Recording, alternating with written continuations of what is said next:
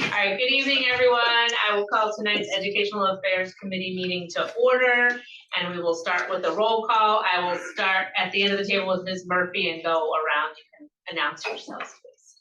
Robin Murphy, present. Ross Whiting, present. Mia Blitzstein, present. Daniel Schultz, present. Leah Mulhearn, present. Zachary Epps, present. Charles Verdell Williams, present. Pamela Henry, present. Jenny, are Jenny. you online? I don't know Jenny.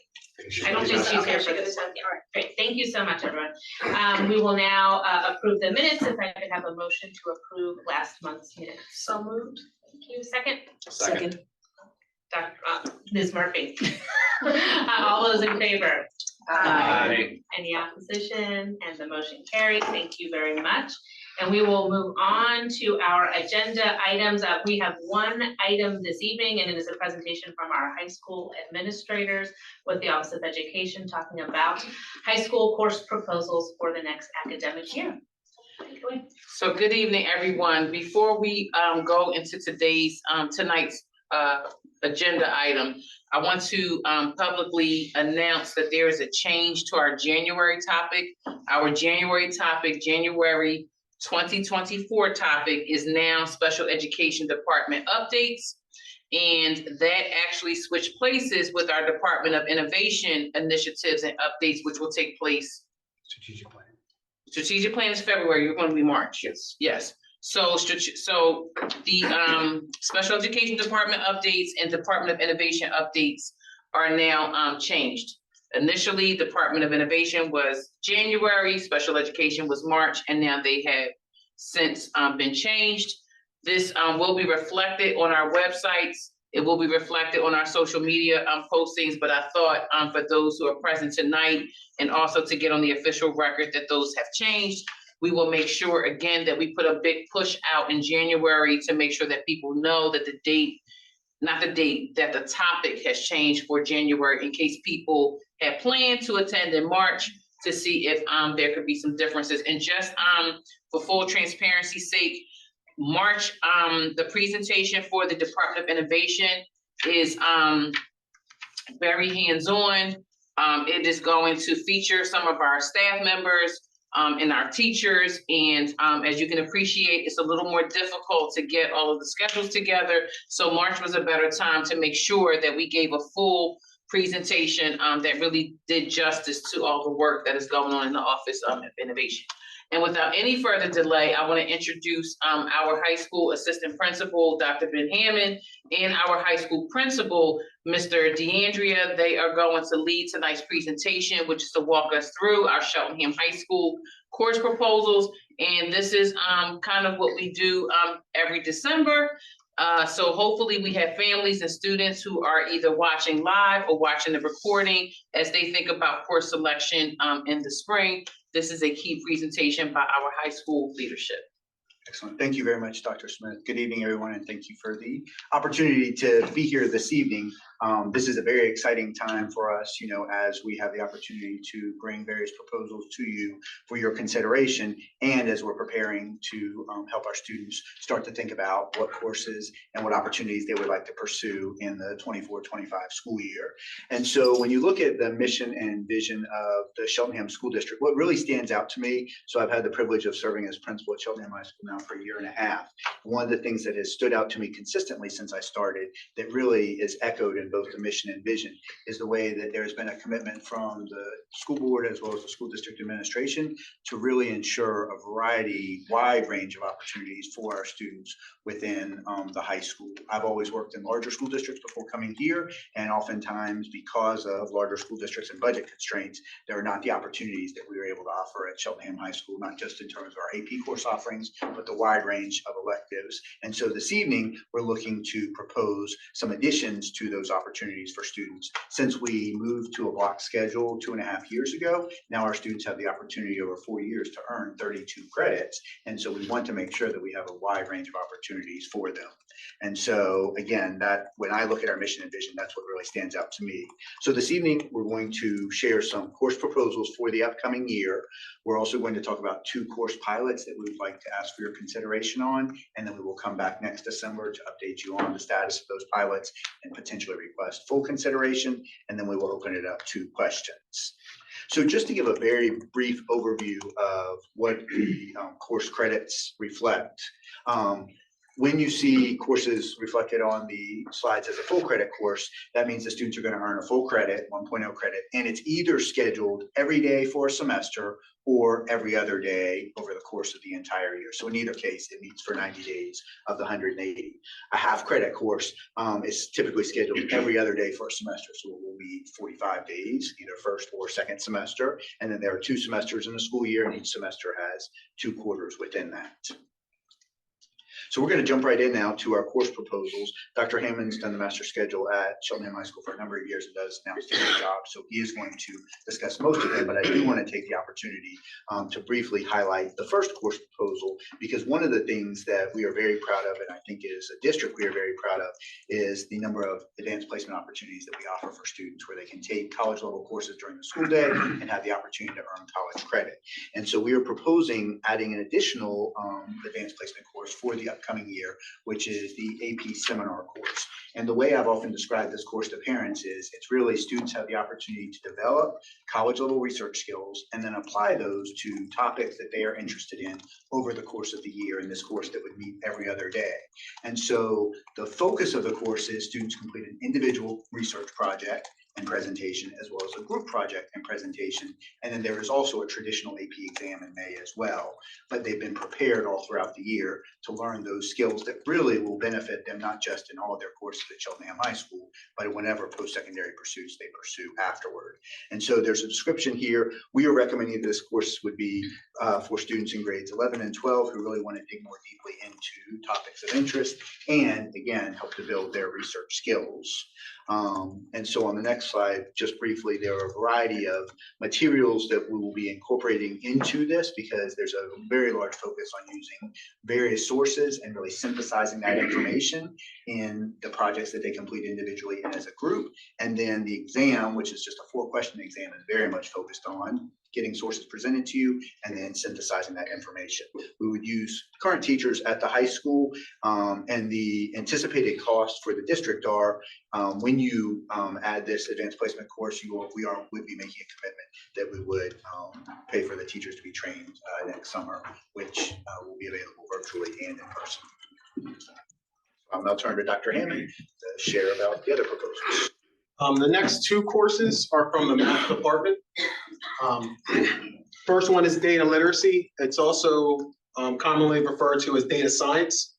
I was actually just recently at a conference with Ms. Dr. Riley on invigorating high school math.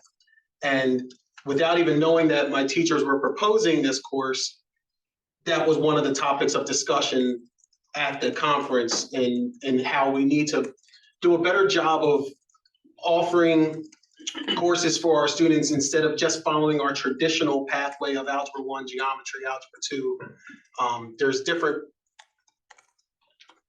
careers, there's different options that students have that they don't need to follow that same path. And these 2 courses that we're presenting will allow us to start expanding our opportunities within our math department.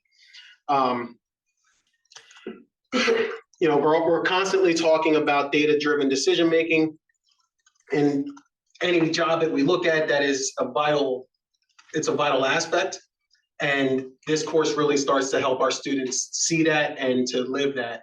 I wanted to put a slide in here and I was told no, but it was really cool when I was in the conference. It was a graphic of Steph Curry and it was from 2015, 2016, and from the half court forward, all the shots that he's taken from different points and the percentages of how he made them. And, we were asking certain questions and, just analyzing it. And, one of the questions was, well, this was 2015, 2016. What about now? What's going on? And what advice would we give him? And so we gave all those answers. And then there was a website that was attached with this course that allowed us to see 2023, the exact same graphic, but his up-to-date current shots and how he's doing. And you see the progression that he's made over the years and the areas that he struggled in 2015, 2016, and how he's improved those areas. And picturing myself, my kid days, I would love a course like this. And so it was, I was excited when my teachers proposed that they wanted to offer something like this. But it really will let them see what that career is of a data scientist, as well as exploring real world data as they're going through the course. The entire curriculum comes from Stanford University. All the materials are basically, our Google add-ons with the Chromebook. We wouldn't need any new teachers because we would be projecting within our current math department. However, same thing with the previous course, the training for it is about $2,300 per teacher. So we would send one or two just to get it started and then have that in-house training going forward. The second math class I put as a title Financial Algebra, but it is actually, the full name is Advanced Algebra with Financial Applications. That's why I wrote Financial Algebra.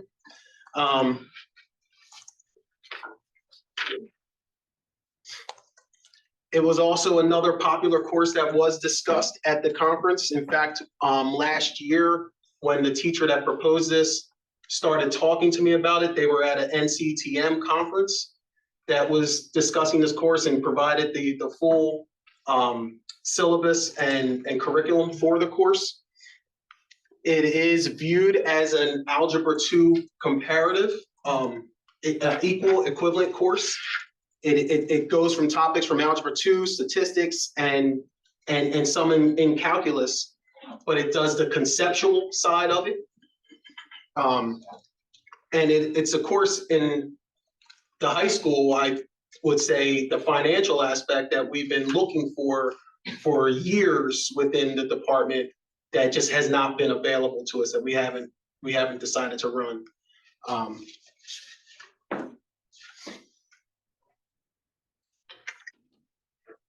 So the textbook that we are doing, we looked for the digital and print subscriptions. It is about approximately a $7,000 cost for the 6-year subscription.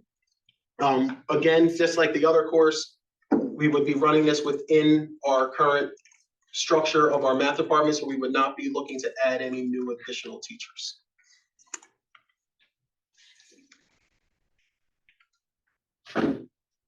Next course is from the science department, environmental engineering. Now, before I even go into this course, I want to say that we are not planning on actually running this course until the 25-26 school year, but we want to start planning for it.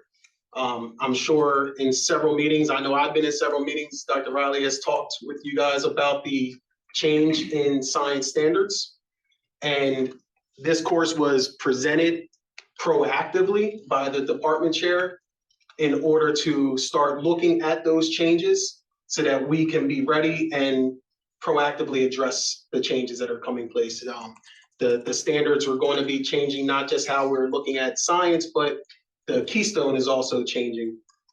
And so this course is looking at taking our existing structure of environmental science that we offer already at the high school and revamping that. So that's why we wouldn't need any additional teachers to teach it, but it would allow us to restructure how we offer that course so that we can create this environmental engineering course and be in line with the standards as well as the changes with the keystone, and to better support our students to prepare for that keystone. The reason why the year gap from right now to when we want to actually enroll it is there is about a $10,000 in startup engineering lab supplies, and we want to take our time and not rush this, and we want to do it right. So we want to make sure that we have everything in order so that when we put it out there, our kids get the best experience possible. And you'll see some of the materials that we'll be getting for our students.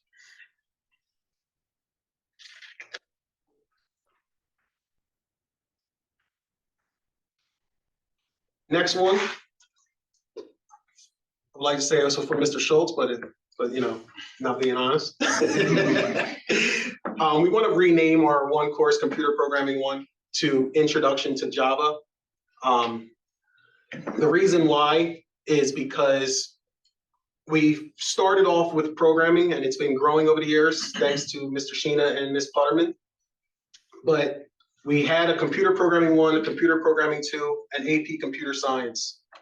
Then we merged Computer Programming 1 and Computer Programming 2 into one course. And we only had the Computer Programming 1 and AP Computer Science. Then we added AP Computer Science Principles and Intro to Programming. Now there's a confusion between Intro to Programming and Computer Programming 1. Whereas Computer Programming 1 is developing you to learn a programming language to learn about computer science, which is getting you ready for the AP Computer Science A exam. And then Intro to Programming is more like it's a hands-on, really getting introduced to what is programming, what are the concepts of programming, and really would push you in the direction of taking AP Computer Science Principles. So we felt that, and the teacher of the courses felt that this change was needed to help students understand what they were signing up for and not thinking they were taking the next level of intro to programming, but you're actually learning a language and they need to know that. So that's why we're proposing this name change.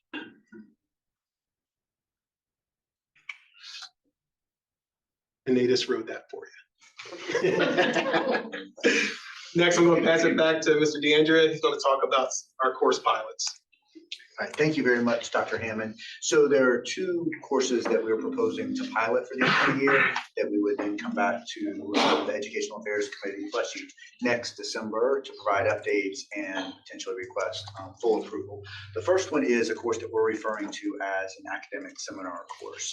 And so I know there's been a lot of discussion and we've really taken that to heart at the high school level around how we implement the multi-tiered system of supports or MTSS process.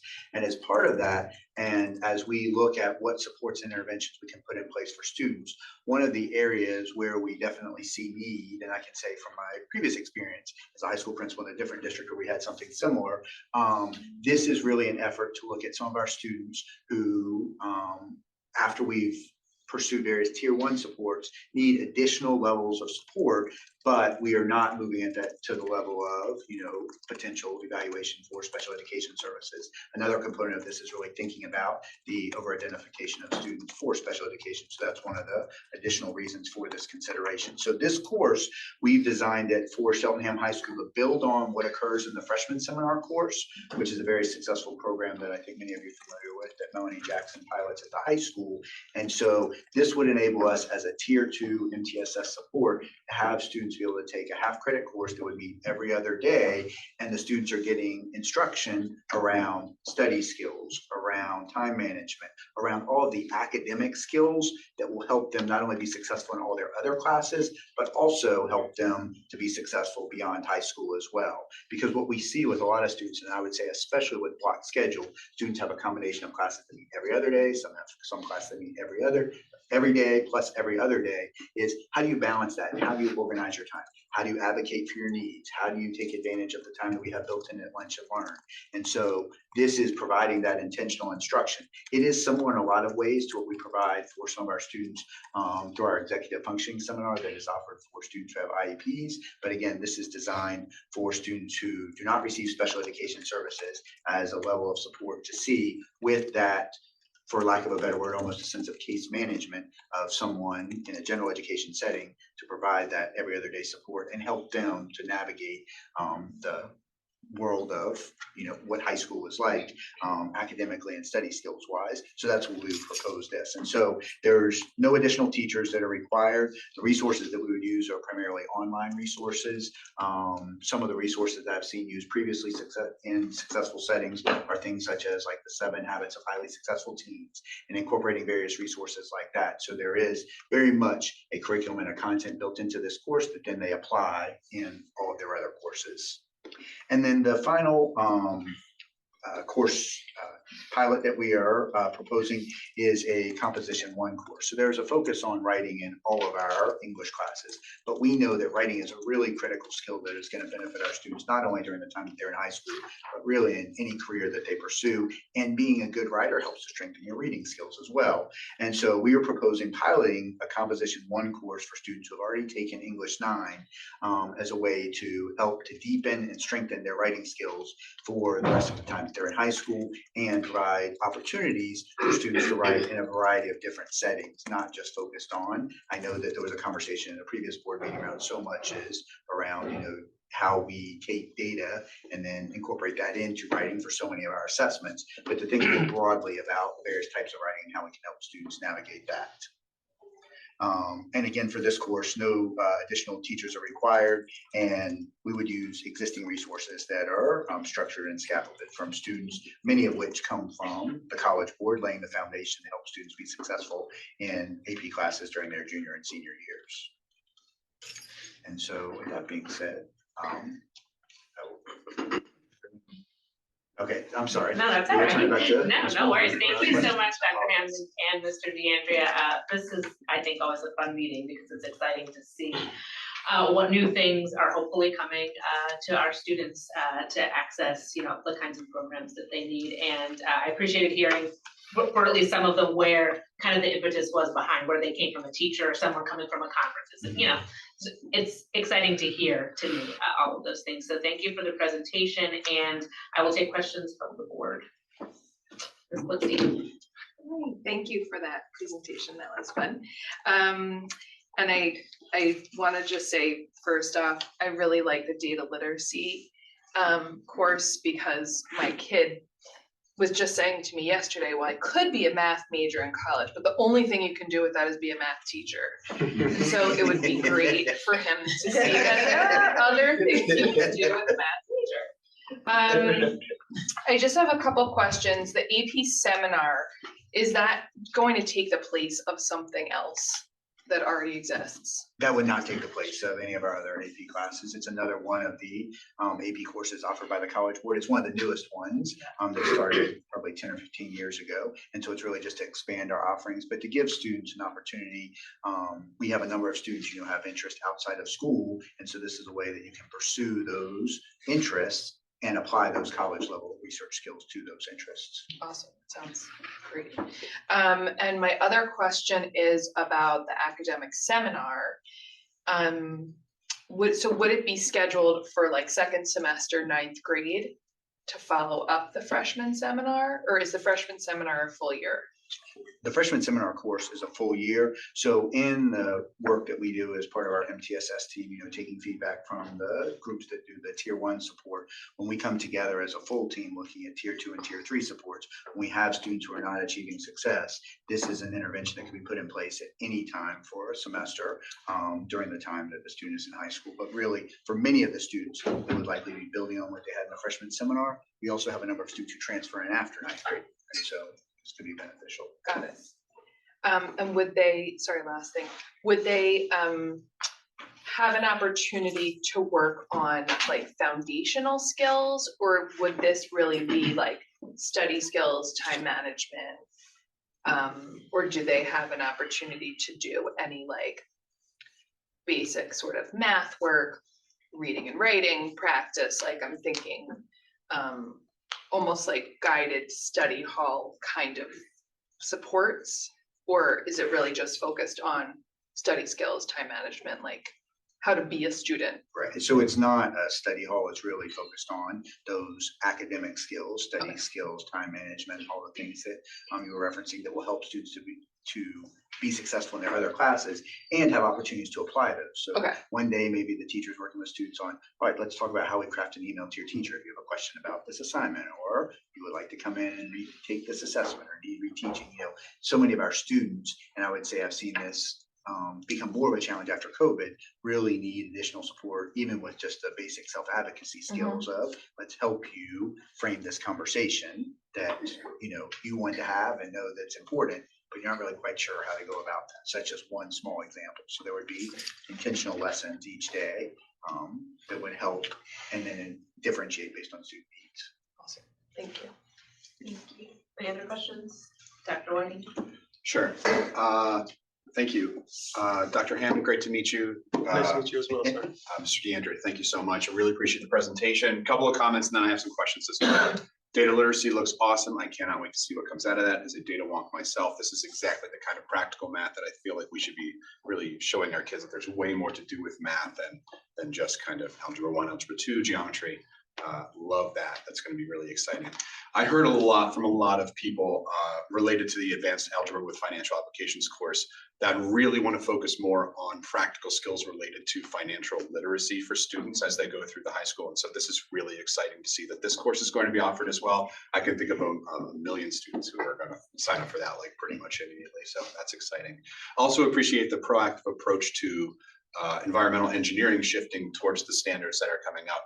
It's a great way to think about how we can incorporate more sustainability in the kind of things we're thinking about, especially as we think about that as a board as well. So I just wanted to highlight a couple of things that really resonated for me as a new board member, especially in the things that I've been hearing in the community as well. The academic seminar course I have questions about as well. And a tier 2 support system through MTSS, you're looking at about 15% of the student population for small groups around there in tier 2.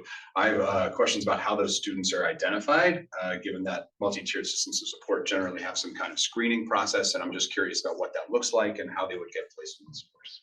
So for us at the high school, the way that our MTSS system has evolved, this year we restructured the assignment of our administrators from being grade level administrators to being focused on certain sections of the alphabet. And then that enabled each administrator to be paired with 1 or 2 counselors, as opposed for each administrator working with all 6.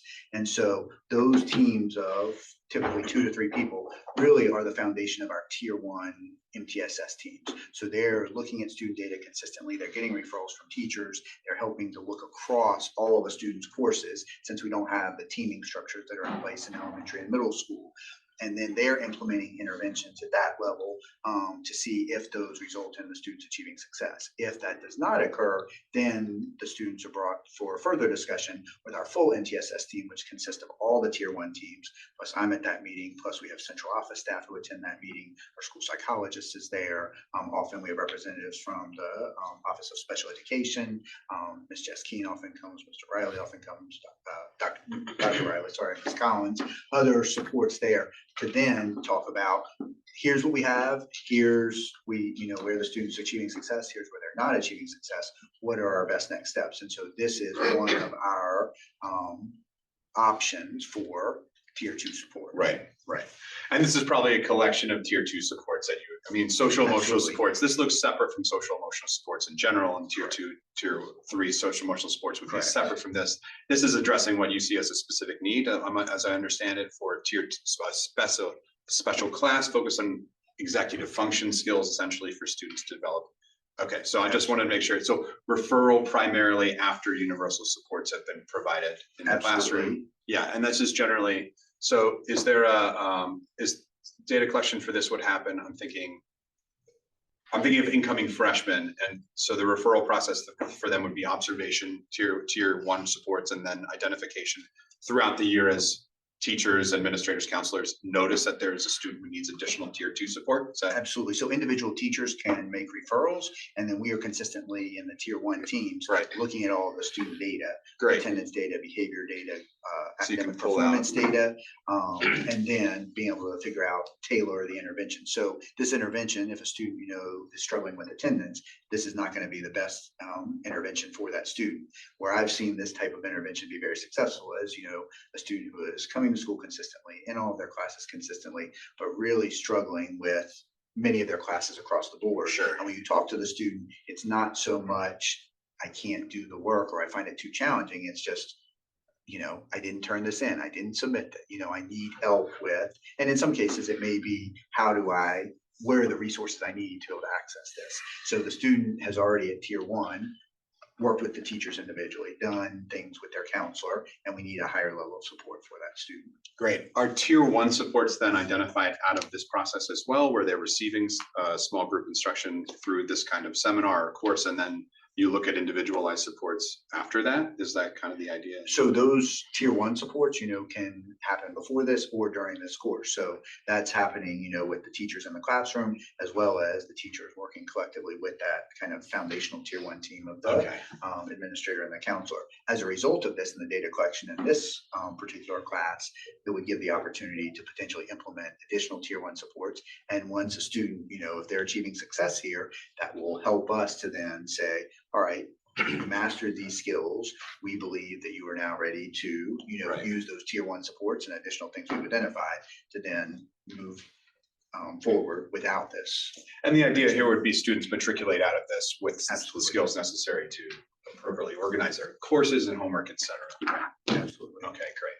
Sorry, thank you for allowing me the deep dive in multi-tiered system of support. I want to make sure that I understand how we're thinking about this because in my experience, there are not a lot of schools who think about this as like an academic embedded process within the regular school day. And often you have like external kind of out of curricular systems that support kids in multi-tier systems of support. And so this is a really interesting way to incorporate it within the student's day in a way that feels more natural.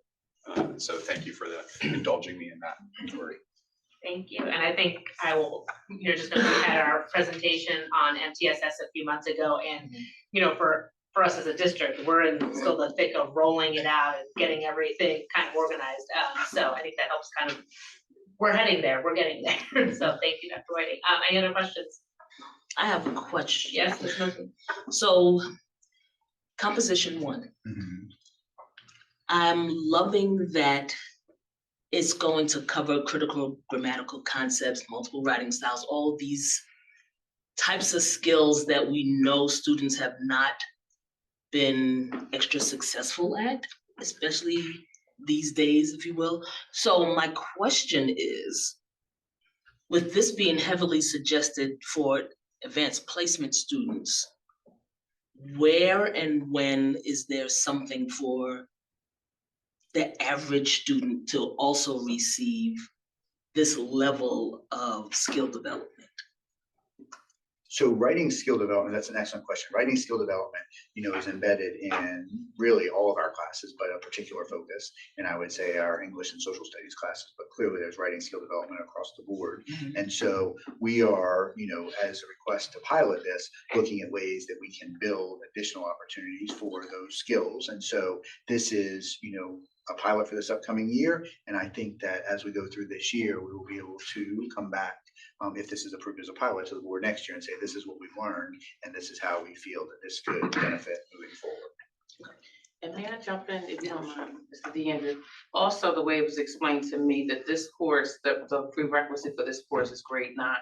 So you don't necessarily have to be in advanced placement to take this course. So it's not for advanced placement, but the good thing is that the idea is to give students the confidence through this course to go for an AP course. So if you're on the fence, you're not sure, I don't know if my writing is strong enough, I haven't been in advanced place courses before, this should be a confidence booster for students and for their families to know that my child has had this kind of bridge, if you will, between a general course and an AP course that's going to help them out. So I think to answer your question, this course does exactly what you're asking it to do, which is to prepare the average, and air quote, student to go forward with either AP courses or to strengthen their performance in an honors course or general ed course. So that's what this course would do if, after the pilot is over, and as Mr. DeAndrea said, we represent this again next December as a full-blown course, but it should do exactly what you're asking. Okay, great, thank you. Thank you. Any other questions? Yes. Thanks for asking that. I had the same understanding as you, so I totally appreciate that. And I think Yes. there's a second moment Julie would smile tonight because you're asking about equity. So definitely carry the legacies on from our previous folks. I want to start off with an anecdote, and I'm glad I'm making eye contact from a 9-year-old birthday party. And everybody's like, oh my gosh, where's my baby? But of all the things to talk about, Dr. Hammond came up at a 9-year-old's birthday party about how there's a lot of trust in your leadership because you really put students and like their interests first. Not just at the high school, but throughout your career. So I wanted to share that anecdote with you from members of our community. I know you're representing the school team and you know, those qualities extend, but certainly you were mentioned specifically. So I want to share that. Just a second and third, what was shared, I had wrote down, we're taking action ahead of PA standards, and then a couple moments later you said it. So definitely what you all are trying to do, it's showing very clear, and especially in ways that meet the interests of all students. That's very clear. Something that I didn't think you all were mentioned this on the presentation was the pilot updates. I know we were chosen as one of the select few districts around the nation, around the AP African American history. If that's piloting this year, at some point, if you all plan to do updates, very looking forward to hearing about what's happening in that direction. And then something I wrote down for myself, just even exploring for us as a board, is what type of partnerships might exist that may pay for like STEM related curriculum enhancements. So that's just something I wrote down to look into, but it's something that we call like mindful of. Thank you. Mr. Schultz. Yeah, thank you for the presentation. These are all very exciting courses. One question around I'll start with the data literacy. My brain goes right the next phase of combining what students would be learning around the math apparatus with an intro to programming translating to data visualization. Because one thing that this ties into my next question is, so the project-based learning model in programming world is the bread, and that's what will drive a student who's maybe, some students might be really interested in, object-oriented programming and the forms of it, but others are going to get really jazzed about what can I build with this. And when you were talking about understanding data around sports and that getting a student excited, I could imagine that once they have that understanding of the data, wanting to build the visualization, showing off that data, which would require scripting and programming. So the environmental engineering, I also wonder if there's room for collaboration with the district from PBL, not a PBL perspective, but are there projects as we are exploring, wanting an emphasis on sustainability? And I know there's an active group in the high school already around this, applying the knowledge they're learning from that course to improving their community. Just seemed ripe for opportunity. And that's it. There's really comments less than questions. But thank you again. These are really exciting things. PBL does have the environmental science course, so it would be, there would be some cost. That makes sense. And the goal is to expand those opportunities for all students to get involved with applying their learning through service learning, sustainability projects. Thank you. Mr. Fidelli.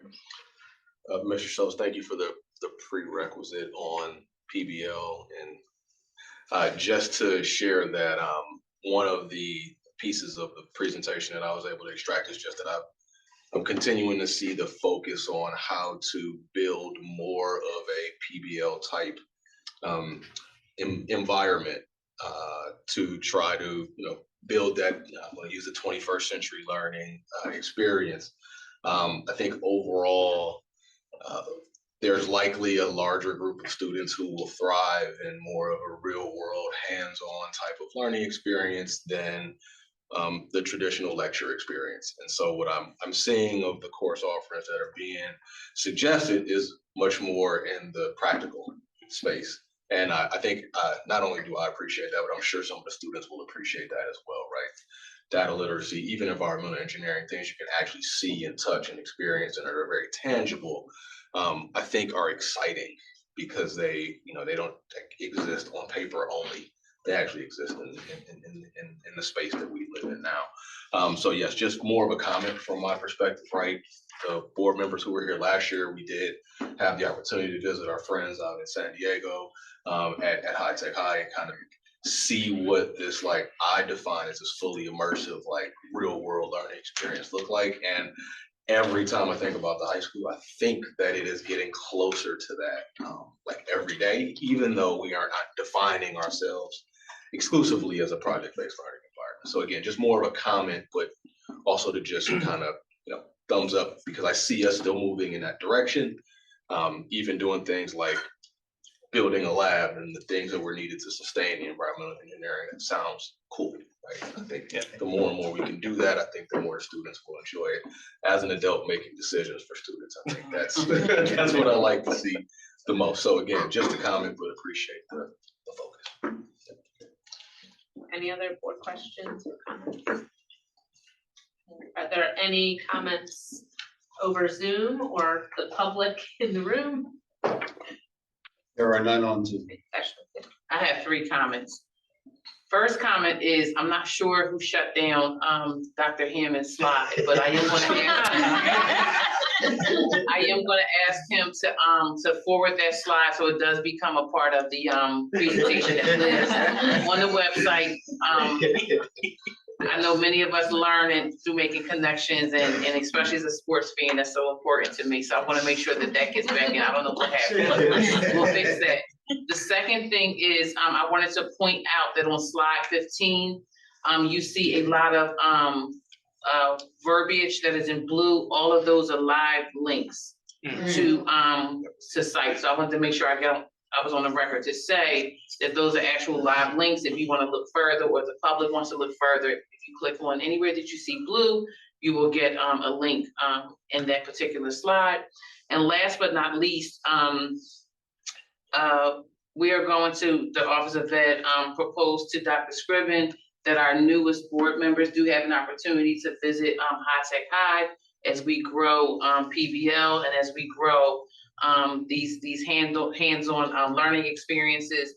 We do believe that it's important for all of our leaders to have the opportunity to kind of see the bigger vision in some parts of what we would like to see here in Cheltenham with PBL, and High Tech High is a good place to kind of go and see things. So we are going to work with the superintendent to make sure that happens for our newest newly elected board members. And those are my 3 comments. Thank you. I'll be your driver. You always need a good driver. Dr. Hammond, the most overqualified driver. Anyway, okay. Are there any other questions or comments?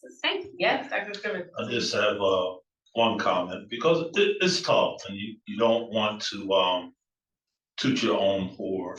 So I would like everybody to refer to Eastern's board brief for December 2023. I think Mr. Epps, he probably does the most shout outs, and I'm not going to try to quantify it. But in this, we have the update that under the Joint Operations Committee reorganization, that one of our own, Mr. Charles Bedell Williams, has been elected as vice president for Eastern.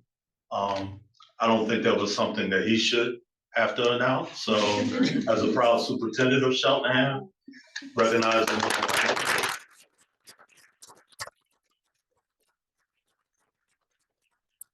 to seize that opportunity in a public setting to just acknowledge that the leadership goes beyond just here within the district, and his commitment to the development and building capacity of students holistically. So kudos, and we appreciate you. So Appreciate the acknowledgement and the support from everyone in this room. And thank you. yes, sir. Thank you. Thanks for the shout out. I'm going to jump back really quick because I didn't make my one comment that, from earlier. I did not realize, and I don't know if I missed it or if this was the first time we heard it, Mr. Giandria, about reorganizing the way the assistant principals match up with the alphabet and the counselors, because I think that, especially if really trying to pull MTSS off with full fidelity, that makes so much sense to have those, like, your groups are ready. And so I just wanted to acknowledge that sounds like a great way to do that. So thank you. And if there are no other, did you want to say something? Oh, I thought no. All right. And if there are no other questions and comments, I will thank you again to both of you and the whole team so much for your presentation this evening. And I will call for a motion to adjourn. So moved. Second. Zachary, Mr. Williams, second. All in favor? Aye. Meeting adjourned.